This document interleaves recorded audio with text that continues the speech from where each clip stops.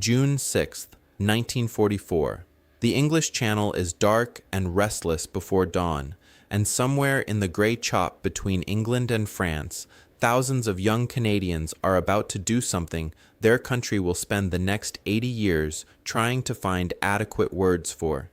They are crammed into flat-bottomed landing craft that slam and shudder against the waves. The smell is diesel fuel and seasickness and fear. Most of these men are in their late teens or early 20s. Farmers from Saskatchewan, fishermen from Nova Scotia, factory workers from Hamilton and Montreal. They have spent 3 years training on cold British beaches for a morning they were told would come. And now it is here, and the sound reaching them across the water is not the sound of anything they practiced against. It is the sound of a killing ground. 6 miles of French coastline called Juno Beach sits behind a curtain of concrete and steel, manned by soldiers who have had 4 years to measure every approach, calculate every firing range, and wire every yard of sand with mines. When the ramps drop, German machine gunners will not need to aim. They have been aiming since 1942. They will simply pull their triggers and wait. What happens in the hours that follow will shock Allied commanders on both sides of the Atlantic. It will produce one of the most remarkable military achievements of the Second World War. And it will come from men who, by every reasonable measure, should have been stopped dead on that beach before 9 in the morning. They were not stopped. They kept going. And by the time darkness fell over Normandy, they had driven 9 miles into occupied France, further than any other Allied division on the longest day of the war. 3 years of waiting.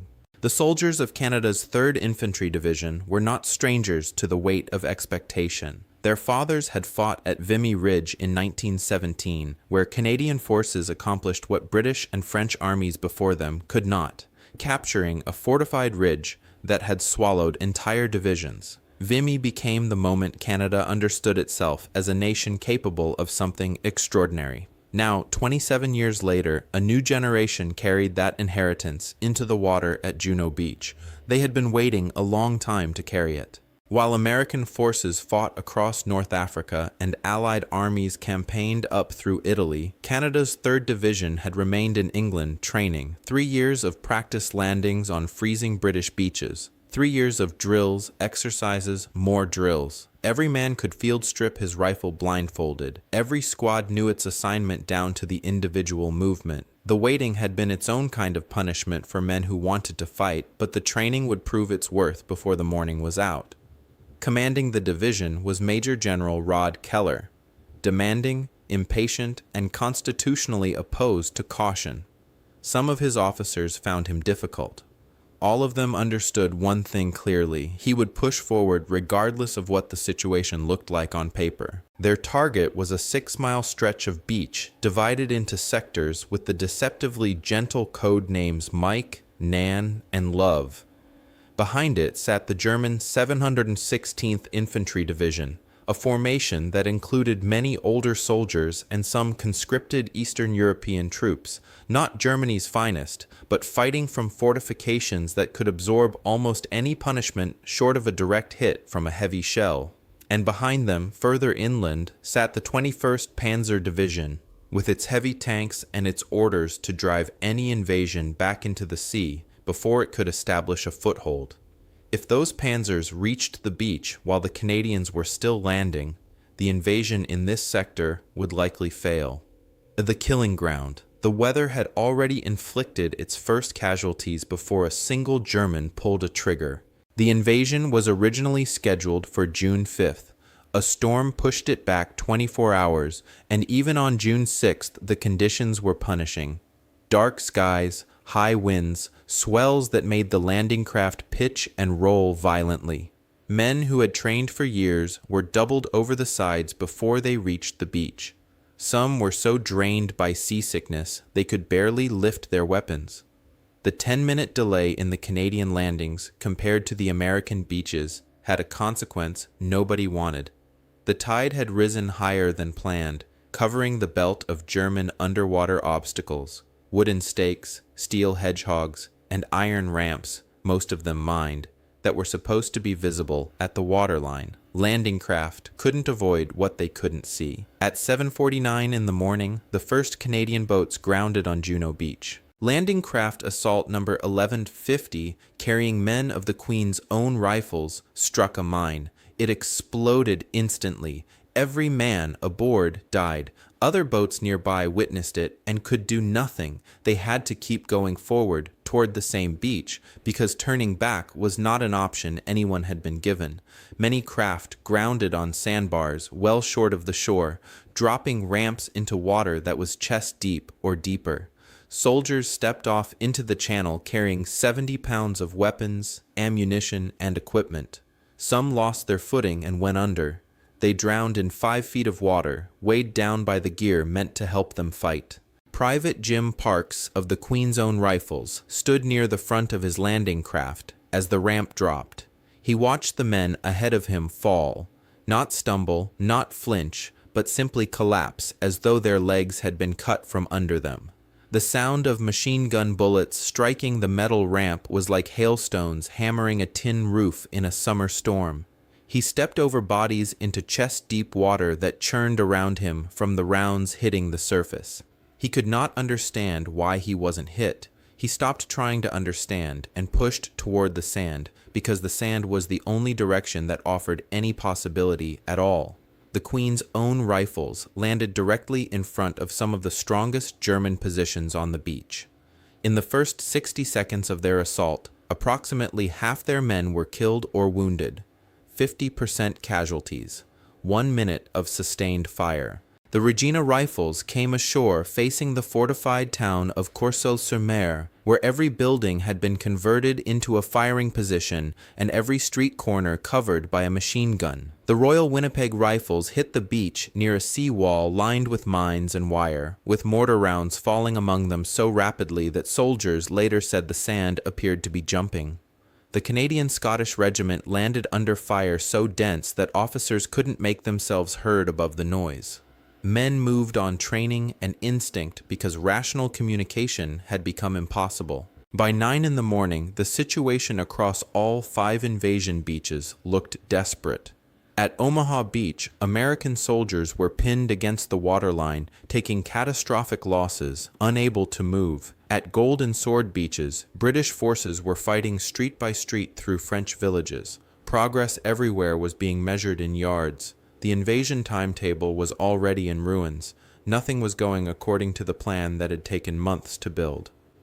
On the order to keep moving, Major General Keller studied the reports coming in from his assault companies. Half his men were casualties. German bunkers were still firing. By every rule in the doctrine manuals stacked in Allied planning offices across southern England, he should have ordered his forces to dig in, consolidate the beachhead, and wait for reinforcements before attempting to push inland. Keller was not a man who consulted doctrine manuals in moments like this. He gave the order, "Keep moving. Do not stop. Push inland now." What followed was one of the most audacious decisions of the entire Normandy campaign. The Canadians did not dig in. They did not wait. They turned their backs on the beach, on the dead still lying in the surf, on the wounded still calling for medics, and they drove south into the French countryside as fast as their legs and their tanks could carry them. The Royal Winnipeg Rifles fought through Courseulles-sur-Mer house by house. Germans fired from upstairs windows. Canadians kicked in doors and cleared rooms with grenades and close-range fire. When the town was taken, they didn't stop to rest. They kept moving south. The Regina Rifles fought their way through the village of Revieres with the same brutal economy of movement, then pressed on.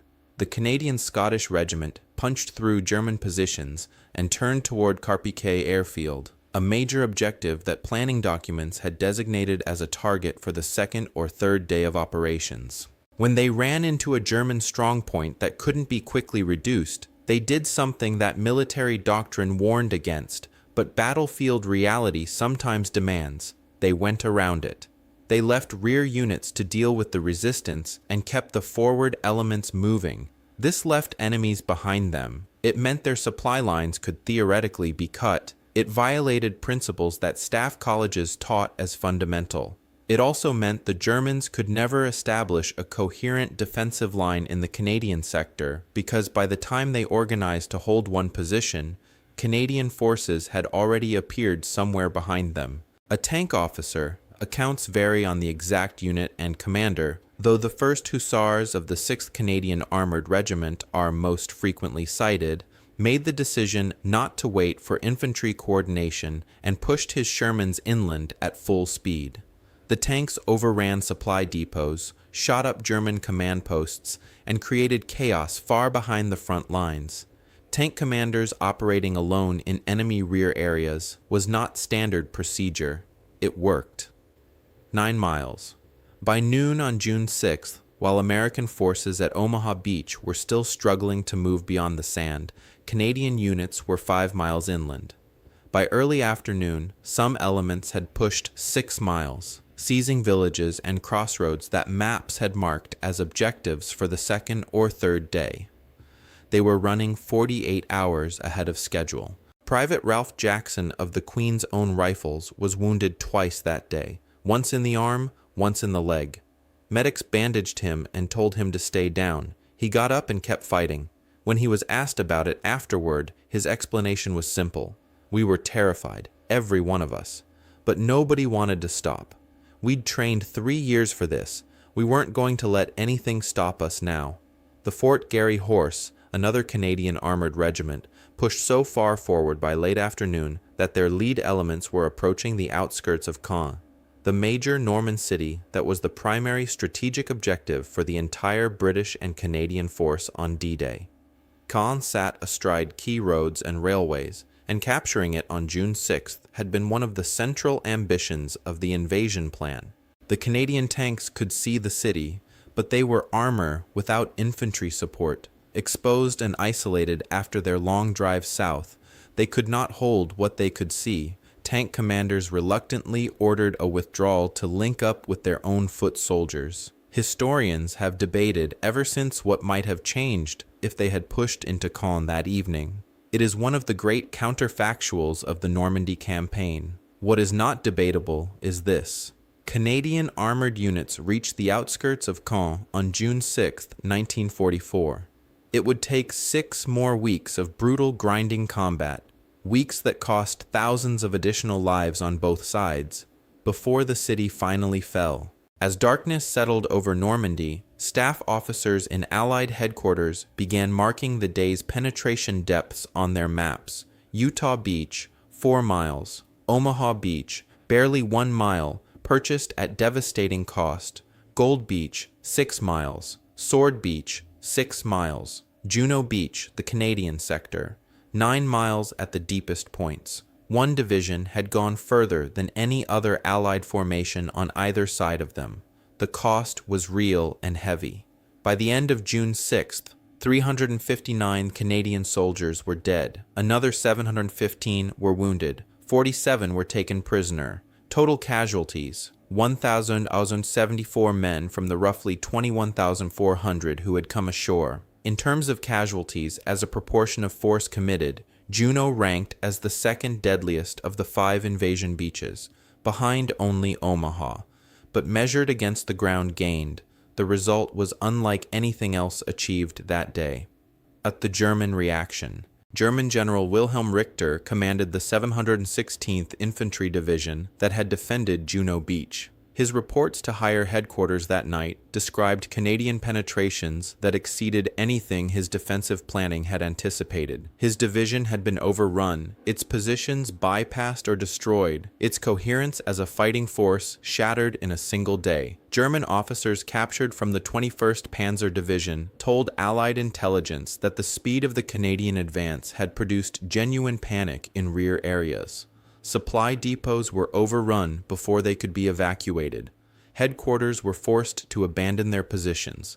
Communications collapsed as Canadian units appeared where no Allied forces were supposed to be for days. The confusion made organizing any coordinated counterattack functionally impossible during the critical first hours when the invasion was most vulnerable. The official German after-action report, compiled by surviving commanders after the battle, specifically identified the Canadian sector as the site of the most dangerous Allied penetration on June 6th. The Germans wrote it themselves. They knew where they had been hurt the most. War correspondent Ross Munro landed with the assault waves and witnessed the day from the waterline to the villages inland. That night, he wrote in his notebook about beaches that looked like slaughterhouses. He also wrote about something else. The German prisoners streaming back toward the coast in long lines, their expressions not of defiance but of bewilderment. They kept asking the same question: how did you get so far so fast? What Patton said. In the weeks following D-Day, Allied commanders gathered to study what the invasion had produced. They compared penetration depths, casualty ratios, objectives achieved against objectives planned. One comparison kept emerging from the data that was impossible to rationalize away. Canada's 3rd Division had accomplished in 12 hours what other formations would take days or weeks to match. General George Patton was in England during the landings. His Third Army would not reach France until July, and the enforced wait was a particular torment for a man constitutionally incapable of patience. He studied the D-Day reports obsessively, demanding maps and briefings from his staff. When they showed him the penetration lines, Utah at 4 miles, Omaha barely touching 1, Gold and Sword at 6, Juno at 9, with Canadian armor having briefly reached the edge of Caen itself, Patton was quiet for a long moment. His staff knew enough to wait.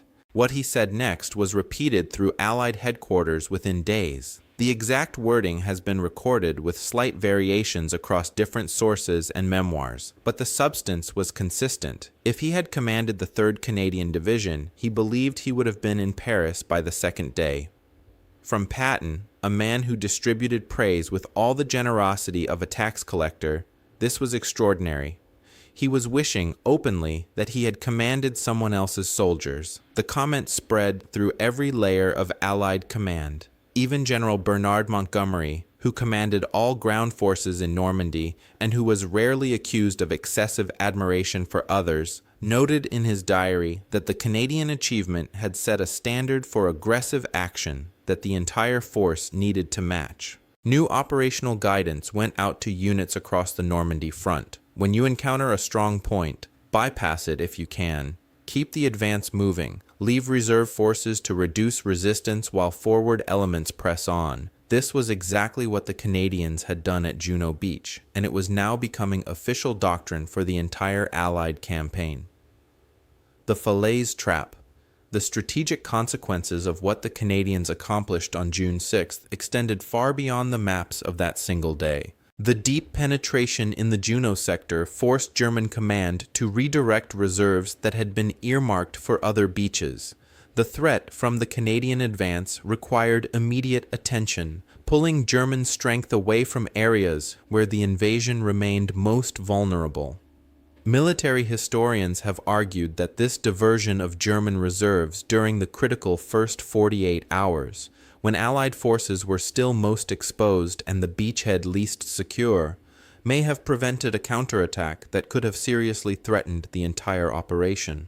2 months later, in August 1944, the importance of what the Canadians had begun at Juno became fully apparent. The Canadian First Army, which included the 3rd Division, played the decisive role in closing the Falaise Gap, the pocket in which the bulk of Germany's Army Group B in France was encircled. Pushing from the north while American forces drove from the south, the Canadians helped seal the trap that destroyed the coherence of German forces in France and opened the road to the liberation of Paris and the Low Countries. The aggressive command culture that Keller had imposed on his division at Juno Beach did not disappear when the sun set on June 6th. It defined how the Canadians fought for the rest of the campaign. The people who fought it.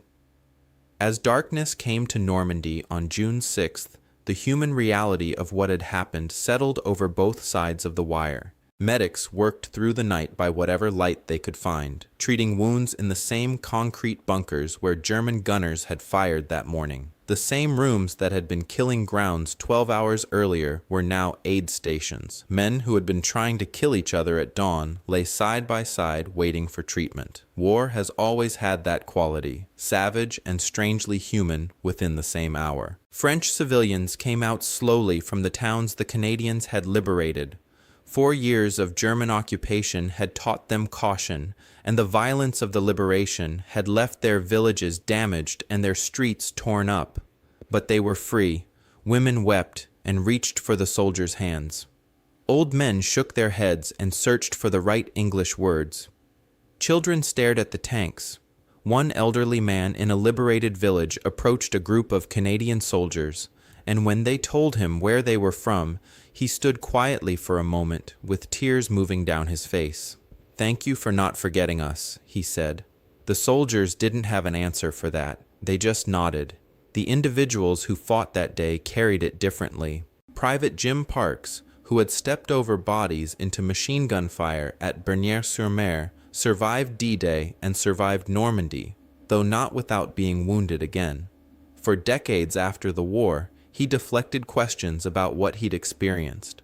At the 50th anniversary commemorations in 1994, he finally spoke. "We did what we had to do," he said. "Nothing heroic about it. The heroes were the ones who didn't come home." Company Sergeant Major Charles Martin of the Queen's Own Rifles became the subject of one of the war's most recognized photographs. Soaking wet, laden with equipment, leading men through the streets of Bernières-sur-Mer with an expression of absolute forward-focused determination. He survived the war and returned to Juno Beach every year until his death in 2004. "Someone needs to remember their names," he said of the men who hadn't come back. Private Léo Leclerc, a French-Canadian from Quebec serving with a rifle regiment, kept a diary throughout the war. His entry for June 6th described liberating the first French village and the people who came out to meet them, the wine offered by people who had almost nothing, the old man who grabbed his hand and said, "Thank you." Then he wrote something personal. His grandfather had left France years before and built a life in Canada. "Today, I helped free his homeland," Leclerc wrote. "Proudest day of my life." Rifleman Gordon Brown of the Regina Rifles was 19 years old on D-Day, a teenager from Saskatchewan. He was wounded clearing a village and refused evacuation until the fighting was done. He survived the war, went home, became a school teacher, and never attended a D-Day ceremony or reunion. When his family asked why, he struggled to explain. After he died in 1998, they found his medals in a drawer, unworn.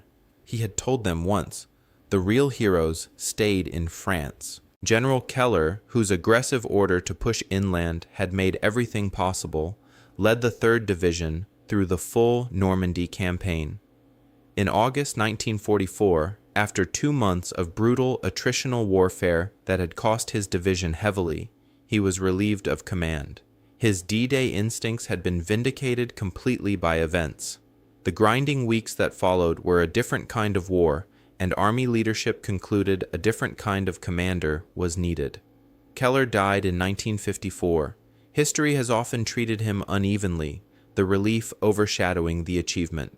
And there is Private Joseph Auger of the Queen's Own Rifles, 21 years old, who did not make it off Juno Beach. He is buried at Bernières-sur-Mer Canadian War Cemetery in France. His fiancée in Toronto received the telegram that thousands of families received that summer. She never married. She lived the rest of her life alone, holding on to whatever version of him she had managed to keep. His headstone carries words chosen by his family. "Greater love hath no man than this, that a man lay down his life for his friends." And what they left behind. The Bernières-sur-Mer Canadian War Cemetery holds 2,049 graves. Another 335 Canadians lie at Bréville-le-Mont nearby. Most of the dead were in their 20s. Some were teenagers. Many headstones bear the phrase, "A soldier of the 1939-1945 war, known unto God." Their bodies were recovered, but could not be identified. Military historians still argue about the tactics employed on June 6th. Was the aggressive push inland the right decision given the casualties it cost? Would a more cautious consolidation have preserved more men for the weeks of fighting ahead? The debate has no clean resolution. War rarely offers clean resolutions. What the record shows clearly is this. On June 6, 1944, when the invasion of Northwest Europe hung in genuine uncertainty and every yard of French soil mattered, Canada's 3rd Infantry Division went further, faster, than anyone on either side expected. They broke the German defensive line in their sector completely. They forced the enemy to redirect reserves at the worst possible moment. They reached the outskirts of Caen on the first day, and they established a standard of aggressive forward movement that reshaped how Allied forces approached the campaign that followed. The towns along Juno Beach still fly Canadian flags every day. Streets carry the names of the regiments that liberated them. French families who remember the occupation, and now it is their grandchildren who carry those memories, still thank visiting Canadians because the connection between what was given and what was received has not faded with the decades. Almost all the veterans are gone now. The youngest would be past 100 years old. The last living witnesses to what happened on that beach are leaving us one by one, taking with them the texture of things that no photograph or document can fully hold. What the water felt like, what the noise was like, what it took to keep moving when everything in a man's instincts was screaming to stop.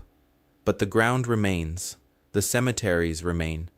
The headstones in their rows, white against the French countryside, remain. They went further than anyone thought possible, and they paid for every yard.